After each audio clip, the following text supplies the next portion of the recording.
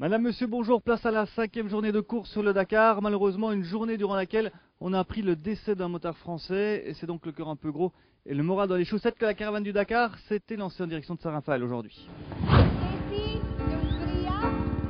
Pascal Terry avait 49 ans. C'était son premier Dakar. Le Normand admirait Thierry Sabine et rêvait de prendre part à son épreuve. Le 4 janvier, le motard français a déclenché sa balise de détresse. Ce n'est que le 7 janvier à 2 h du matin, soit 57 heures plus tard, que le pilote a été retrouvé sans vie près de sa moto. Un délai incroyablement long qui aujourd'hui pose question. La cause du décès n'est pour l'heure pas encore connue.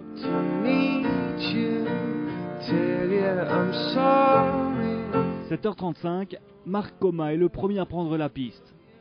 Décor somptueux, mais pas vraiment le temps de flâner. Neuquén-Saint-Raphaël, voici peut-être bien le test majeur de cette première semaine. 726 km au menu, dont 505 chronométrés. Parcours varié, avec en fin d'étape les premiers cordons de dune.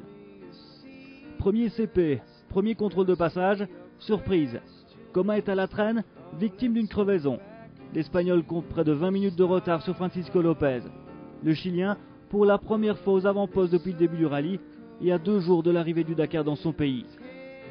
Chaleco sort enfin de sa boîte et termine deuxième de l'étape, derrière l'American Street.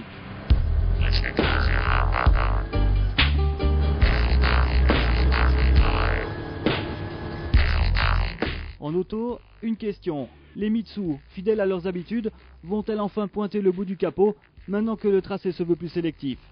Il sera bientôt temps. Sainz et Alatia ne sont pas vraiment du genre à lézarder en chemin.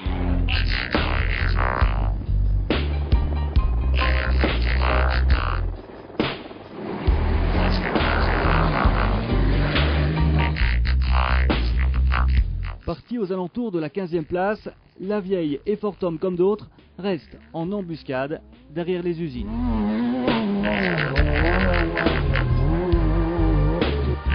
Avec 14 participations au Dakar, Jean-Paul Fortum fait doucement partie des copilotes expérimentés.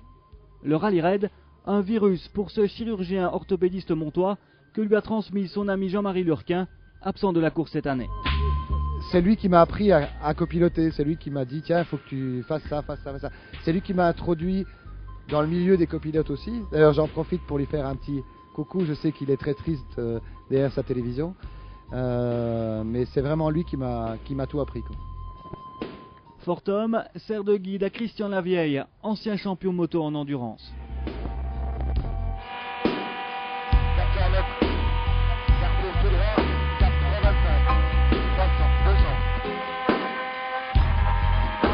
La paire fait ses premiers tours de roue en Amérique du Sud, à bord de l'ancien Nissan officiel de Vatanen et Macrae.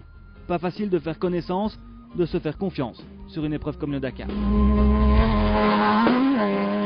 Pour l'instant, il a fallu une ou deux spéciales pour se mettre un petit peu en face, pour se comprendre au niveau des notes, et ça se passe très bien. Ouais.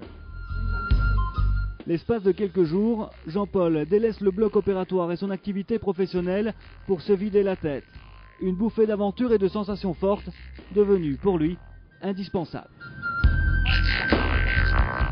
Bon, j'ai un boulot qui est stressant. Tout le monde me dit oui, mais la course c'est stressant aussi, mais c'est pas du tout le même stress. Donc ça me permet de me vider un peu l'esprit. Et même si je continue à penser toujours à mes malades, etc., ça me vide un peu l'esprit. Ça me permet de repartir dans l'année avec un œil tout nouveau, tout frais.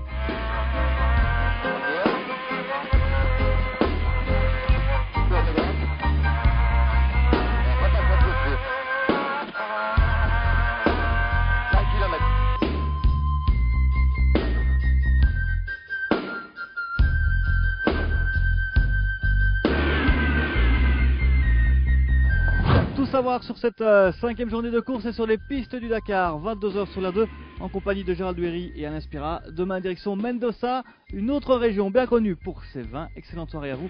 On se retrouve demain pour 100% Dakar, 20 h 05 sur la 2.